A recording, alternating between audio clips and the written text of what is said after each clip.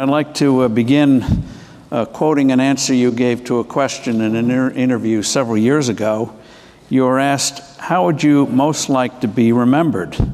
And you said, I'd like to be remembered as someone who was smart in business, worked hard, could be sexy, and a mom. And the businesses that you're involved with, you're making an announcement today on a new venture. But whether it's a Kim Kardashian Hollywood game that we did a Forbes cover story on a year ago, phenomenally successful, where a lot of other entertainers stumbled on that one. We'll discuss why you succeeded more than the others. Things like emojis, $1.99. Those are emojis with Kim. Whether it's books, workout videos, which obviously I need, fragrances, and the like. Number of businesses. So where did this passion for business come from?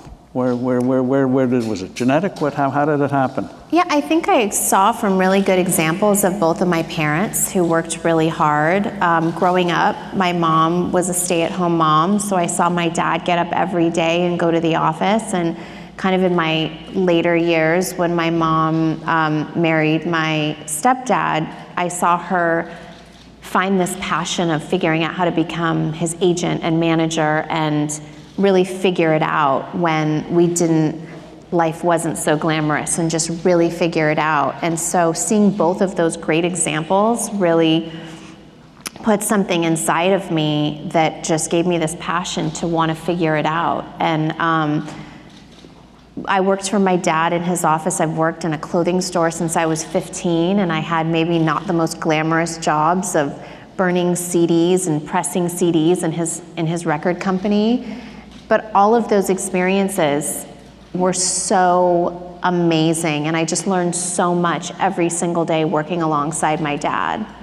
So as a teenager, you combined seeing him as an entrepreneur and also in the entertainment business. Absolutely, yeah. So, and with your mother then, she really had to start from scratch to do what she did. So you learned you don't have to have an MBA to go out and learn something and do something. Absolutely. I mean, she was such a good example. I mean, she was a flight attendant in her 20s or late teens, and figuring out how to be a manager, an agent, a secretary, doing it all, and really hustling and just figuring out how to make this amazing speaker's business. At the time, it was Bruce, so Bruce would do motivational speaking, and my mom really figured out how to create this business. And as a kid, seeing them work and on the phones and running around and everything was in home, you really got a sense of how hard it is, and it just really motivated me. One of the things entrepreneurs will tell you, and you're going to tell us, is that you learn a lot by doing. And you've done a lot of licensing deals over the years, including, as we were discussing, cupcakes. Yes. But now you're consolidating, you're expanding, but you're now focusing more where you are truly in charge. Can you tell us the migration out of licensing to the focus 4 areas that you're focused on today? Yes, I find it really powerful. I found power in saying yes to so many things, and I would work on so many projects, whether it's from tanning to a shoe company to cupcakes, like you were saying, fitness videos. I mean, I did everything, and I thought that was really powerful in trying everything that I could to figure out what I liked. I learned so much along the way, but now, since I've taken 10 years to do all of that and do anything and everything, I could sit back. And I think I was kind of this year or last year forced into a situation that made me really want to stop, being in the public eye and stop being on social media. And I took that time off and that experience to figure out, what do I want to do? I've worked for 10 years in these licensing deals, and I mean, if I break it all down, I mean, the percentage that you would get from a licensing deal, and then splitting everything with my 2 sisters, so that's 3 ways. And then I thought, we worked so hard to be getting so little. And it might seem all great and there's all these false information out there and numbers, and I really wanted to create a business on my own, and I know that was going to take a lot of hard work, but my husband Kanye and I started our kids clothing line, Kids Supply, and that is all online, because I know, moms that are so busy and working so hard, they might not have time to go to the stores, and so I was really, proud to start this business with my husband. You're asking what the 4 businesses are. My Kimoji and Kimoji merch. I love doing that app. And my makeup line that I announced today, KKW Beauty, that will be all online as well. And in the same beauty world, I'm launching a fragrance at the end of the year. And these are all projects that I'm doing full ownership, every last detail from the box to the packaging to the being in the factories and feeling every, packaging detail I'm 100% involved in, and that's so prideful for me. I feel really proud to have tried everything and then really focused in on the projects that I know I can really put 100% of my time into. In a moment, I'd like to just discuss, for example, what you did with Kim Kardashian Hollywood. The months of time you spent on those details, detail after detail, that you never see in public, but which makes a difference between mediocrity and a meteoric success. But let's start.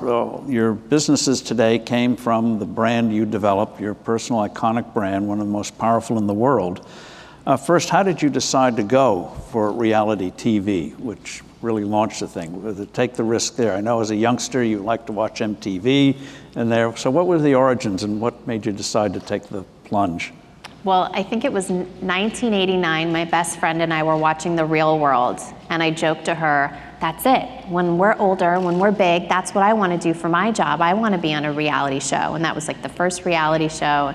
And so cut to, our producers produced that show, so I feel like it all came full circle. I was kind of joking at the time. But when we got the actual opportunity to do the reality show, I thought it would be great to promote our store. We have a clothing store called Dash, and I thought it would be great to just promote the store. And so that's kind of why we got into it. Not knowing that, we're starting to film season 14, and we literally didn't think anyone would probably be interested after season 1 or 2. We were, so it's such a fun surprise, and it's the main project that I get to work and see my family every single day. So you said season 14. How have you sustained it when you thought maybe 2 seasons, and then this is going to run out of gas? Well, right when we think we've run out of gas, someone will get pregnant, get married, get divorced. It's always so unexpected and so crazy just to, every family member kind of has a season, or we go up and down when someone's kind of having a hard time. The whole family kind of knows, okay, let's kick in extra high gear to give that person a break, or let's, so it's kind of just interesting to see how every season just kind of goes up and down for every family member. Well, it's certainly true, and the last 2 episodes of this season certainly surprised me when the way, there's true reality, true drama, the way you took after your former stepfather, now Caitlyn Jenner, yes, for the book she wrote and the way she treated your mother. You made it clear to your stepsister, she hadn't read it, that this is something she ought to know about. You commiserated with your mother. That was dramatic stuff. Yeah. Gutsy on TV. You took him to task. Yeah, it's real life. Yeah, it's just, I think the one thing that I'm really proud of is when we first started the show, my mom said to all of us, okay, if we're going to do this, we should all give it 100%. Let's show everything. Let's be as honest and open as we possibly can. And we have the power to edit out things. And so I think just knowing that, we gave everything, thinking okay, well, we just won't show that. And then by the time they edited it and it aired, or was going to air, and we watched it, that story had been in the tabloids but completely twisted. So we're like, no, we want to show our story. Let's show this. So there actually really hasn't been anything that we've removed from the show. And I think that's what keeps it so real is, or you'll hear stories in the tabloids, but then you kind of tune in to want to know what really did happen or what's our side of the story. Well, in the season finale, my youngest daughter, we have 5 daughters, took me to task when I told her I was going to bring that last episode up because she taped it but hasn't seen it yet, so spoiler alert. But you for medical reasons, you cannot risk having a baby. Yes. And so therefore you talked to your sister, and it was Chloe, about being a surrogate mother. Yes. That's dramatic enough. And then she goes with you to the doctor, and there was a possibility she discovered she might not be able to have children. Spoiler alert, sorry, but it's a happy ending, at least on Chloe's part. Yes. They took her off the birth control, and she's okay. And it all worked out, but, yeah. See, this stuff captures everyone, you know. I'm happy it worked out for Chloe, and I have 2 beautiful children, so I'm happy and content. And if it works out for us to expand, I'll be just as happy, but I'm also really content. Well, give us your take on why reality TV has such a big impact on popular culture. You've been the gold standard of it in the sense of durability and keen ongoing interest. A lot have tried it and faltered. But why do you think it's had such an impact on the popular culture?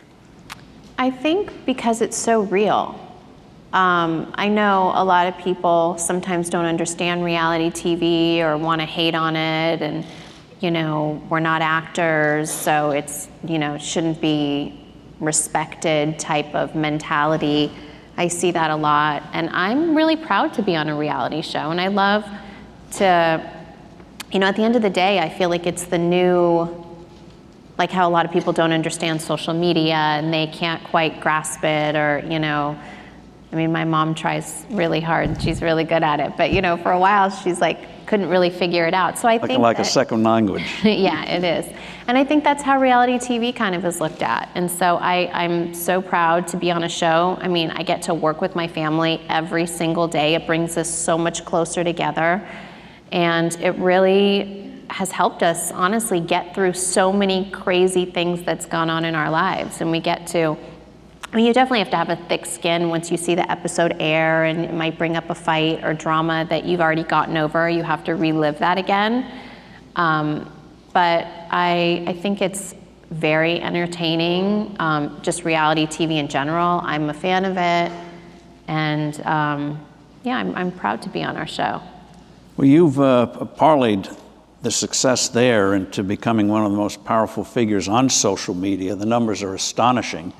30 million Facebook likes, 51 million Twitter followers, almost 100 million Instagram followers. 101. 101, okay. Got to keep up every hour.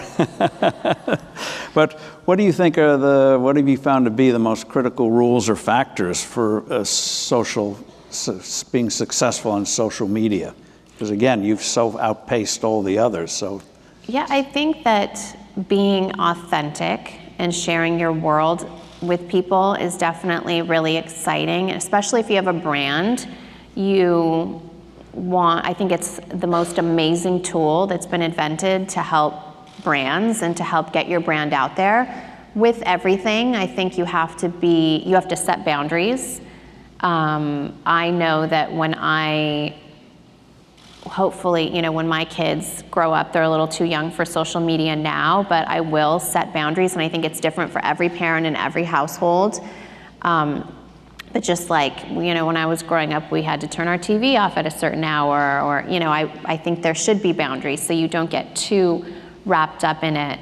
But I do believe that it's such a powerful tool. It's so important when you're building your brand. And I think each platform really is different for different purposes. I think you can use Snapchat to really show your everyday life. So let's say I'm following my makeup. I would go to the factory and Snapchat the whole process of how you pick everything out. And I think people really get to see that world. I think Facebook has a great sell-through, click-through response, and it's great to promote. The audience on Facebook is major. Twitter, I love the conversation with people. I think what people don't do enough in their brands, I think people love to promote, but for me, I listen a lot. And I love that conversation with the people that I follow, and I really take their advice. It's the most amazing focus group, and I love that on Twitter you can have that, conversation back and forth. And Instagram, I love to, post photos, and you can be really artistic on Instagram. But I think the most important thing is being authentic and listening. So some specific experience, what have you found in these new platforms and tools? And you've articulated how each one is different, how you see each one meeting a certain purpose. What have you found has worked, and what have you found hasn't worked from all of that experience? I think that doing anything and everything, and I'm guilty of that before, people probably won't believe you. And you probably don't even really grasp now, if I'm going to promote something, I have to use it, I have to like it, I have to be active with it. I want to know the partners, I want to know who owns the company, I want to know so much about it, and I love to be loyal to that company and just do what's authentic to me.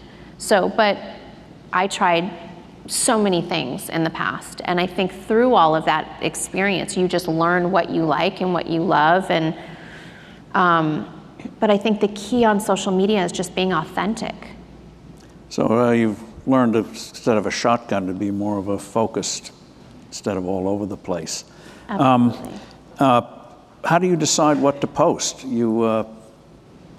What is it? Just what it's you such gut? a struggle. No, it really is. If people think you just post and it's so easy, it's not. I like my Instagram to look a certain way, and I'm really like a lunatic about it, because sometimes there is so much pressure to post too. If I go to Japan and we just want to have a media-free vacation and have a great birthday trip, it's the upkeep. Then we tried, Kanye and I woke up at 3 a.m. and we couldn't sleep, and I said, let's go into, in this town in Tokyo where it's all these bright lights, and let's go take all these pictures, and I could post them on social media. It'll look so cool. And we tried to do it, and it was such a mess, and he just was not the best photographer, and I was like, you ruined what my social media was going to look like. So we scrapped that shoot, but we got the good experience. So the pressure is definitely there.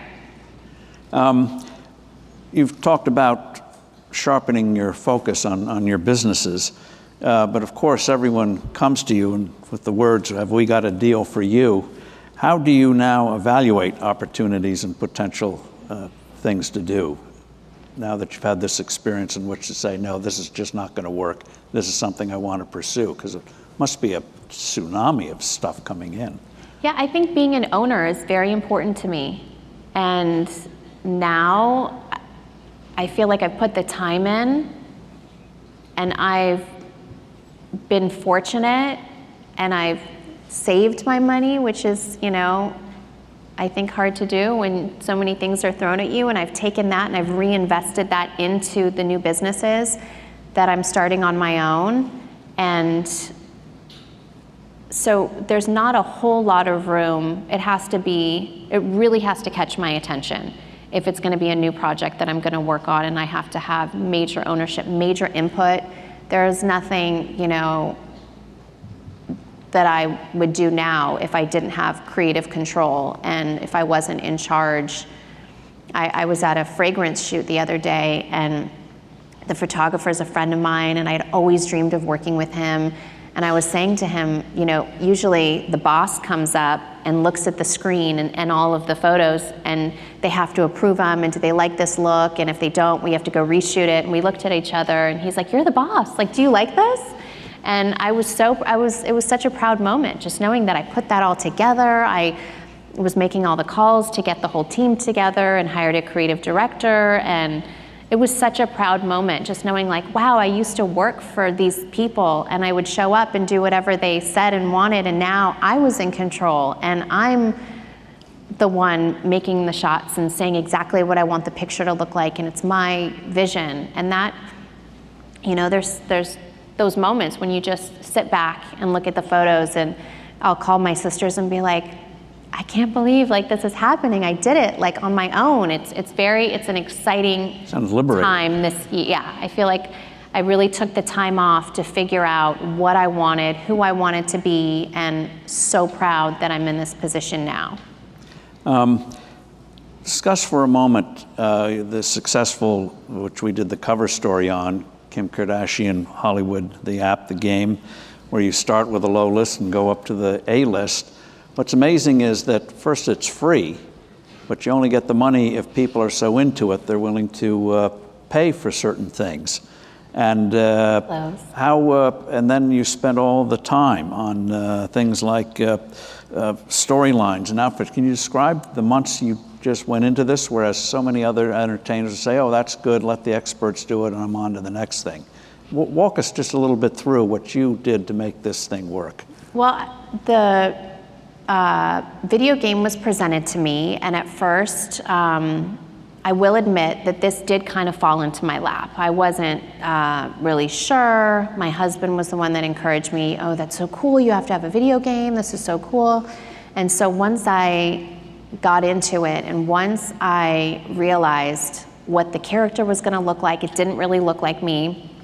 I sent it to a friend that's a graphic artist that works on other video games, and he redrew it for me and sent me all the notes of what exactly it should look like. And once I started to get into the creative process, I feel like I was hooked. I mean, I'll call them literally in the middle of the night and say, the strap of the shoe is wrong on this character. You have to change her shoes. Like, I would never wear those shoes.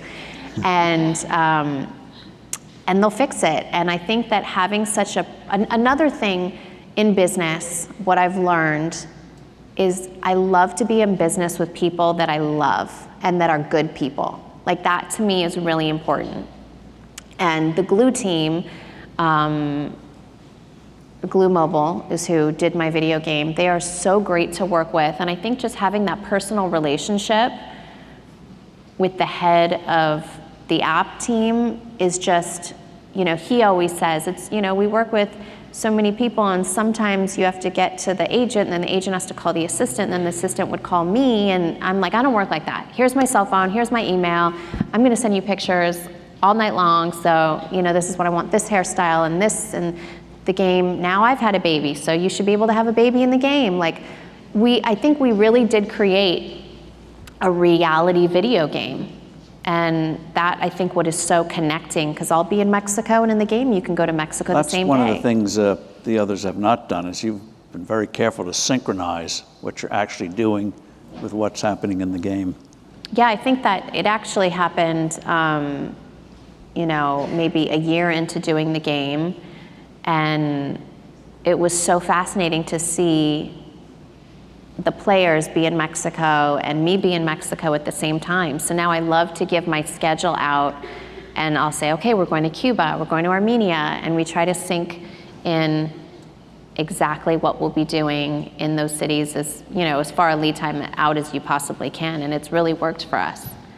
You mentioned before how you once felt you had to do everything, everyone was seemingly controlling you, even though you're nominally in charge.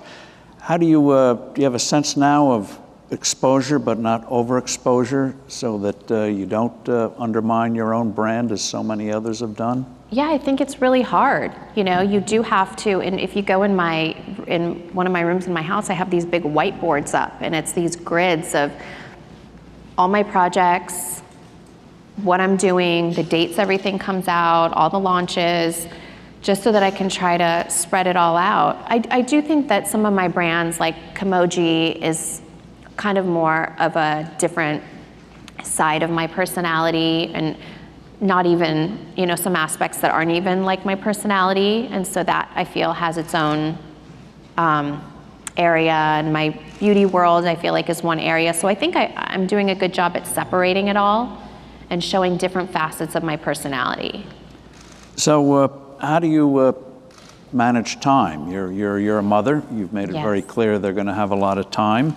You have the public appearances, the travel, the TV, the emojis, which you mentioned, which you choose each one, hundreds of them now. Yeah. How do you manage it and not burn out? I think if anyone said they did it on their own, they would be lying. I have a great team. I have, I definitely work 24/7, but I used to do appearances all over the place, and I don't really do that anymore. So I love to stay home and focus on everything. And so much of my kids' line, I've learned just from making clothes for our own kids. So that just seems natural. So that whole line has been planned out like a year in advance of everything that's going to be coming out. And I think planning, preparing, and having a really good team behind you is key. And how do you find time to brainstorm where you can just shut everything out and take a pause and say, okay, maybe I ought to re-examine this? Well, I think I do take time for myself, and I think that's very important. And even going to Japan and seeing so many amazing things, I got so many great ideas. And when you do take time for yourself, that's when like the magic happens and these ideas come. And I think no matter who you are, what you do, if you don't take time for yourself, you can never rejuvenate and you can never get back that creative spark. So I do take time off, and I do get a lot of ideas from my travels and just being around people that give me ideas and inspire me. So I think that is really important. And I'll wake up in the middle of the night sometimes with these ideas, and I'll just send it to my team and hopefully not wake them all up in the middle of the night. But sometimes I feel like you can't turn it off. Where do you see yourself 5 years down the road? Hopefully I will still be doing what I'm doing. I really hope to focus on the new brands that I've been launching this year. And I feel like those are all my little babies that I've focused, I feel like my whole career has been leading up to this year of these launches to where it's like really authentically me. So I don't really want to expand into doing a whole lot of other things. I really want to focus on what I'm doing now that I feel like I found my place, and just continue to do that. We all know what happened last November in Paris, where you were robbed, and what was truly frightening reading about it was, even though these guys had planned it, they were amateurs, they were armed. You could easily have been killed, and for a month it took time to recover. How did you manage that, knowing that you don't want to be overexposed, but you have to somehow keep the show going while you're recovering from something that could have cost you your life? Yeah, I think that, first of all, my show was amazing. They said, you don't have to film, you can shut down. And I did take a couple weeks where I just had to get myself together, but I find it powerful to be able to share my experience. And we would film so many things just on an iPhone, and so many things that I had gone through without the full camera crew, and used that because I did want people to see, that happened to me. It could have been way worse, so I feel really lucky and blessed. And taking that time off, whether that forced me to take time off to regroup, that was necessary. And that was also necessary, from what I've read from the people that had done that to me. They had said they had followed my moves on social media, and they knew my every move and what I had. And so it's definitely a huge, huge, huge lesson for me to not show off some of the things that I have.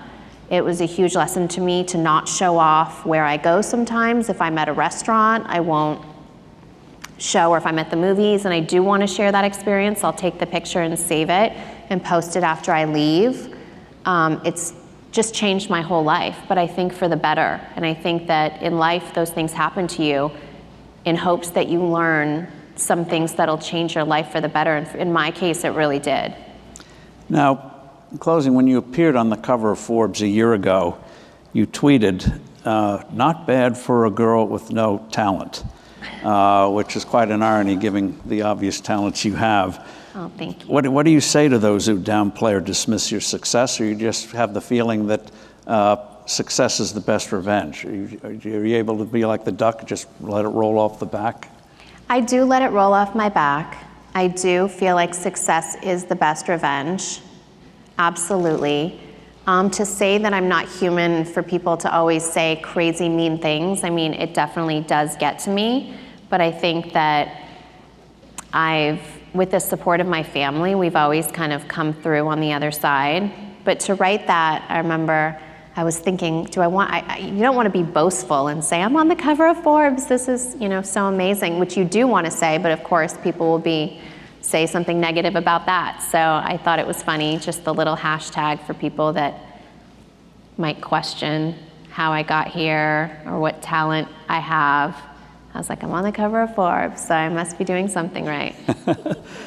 In closing, your father said, late father said, family is everything. Always know your heritage.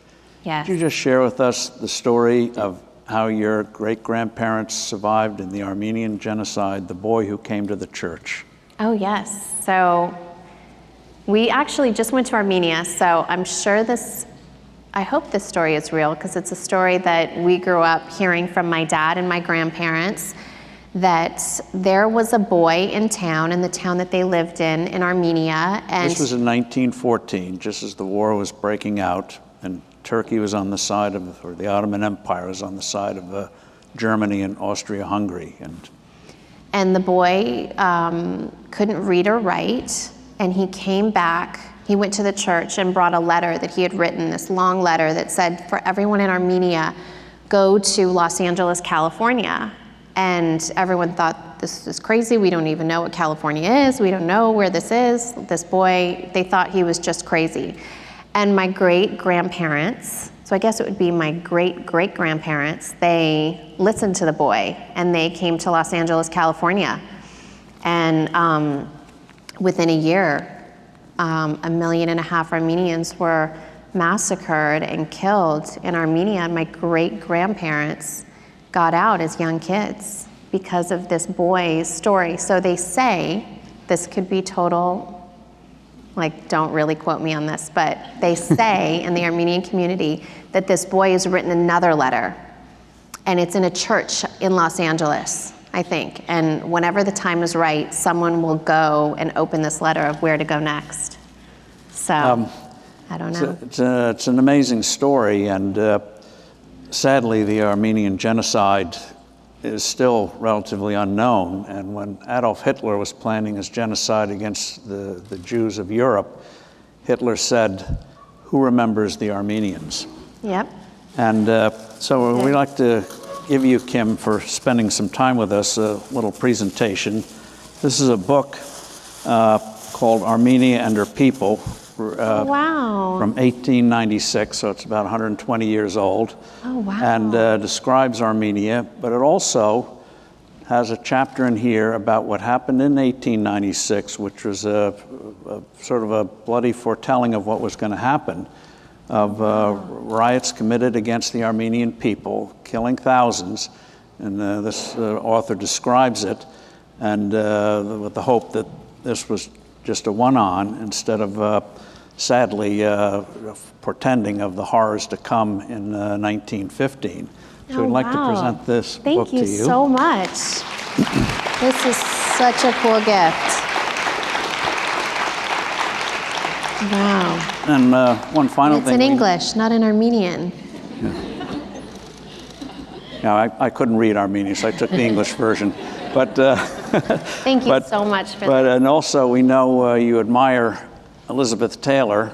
You interviewed her once, and you were inspired by her, and she was a great friend of the family. Oh, wow. So, of your family, too. And so we thought you'd enjoy this contract, written, signed in 1945, when Elizabeth Taylor was 13 years old, to do something for the war effort, the Victory Committee, Entertainment of Lowe's Incorporated, signed by her as a 13-year-old and signed by what I guess you'd call her mom manager, her mother, Sarah Taylor.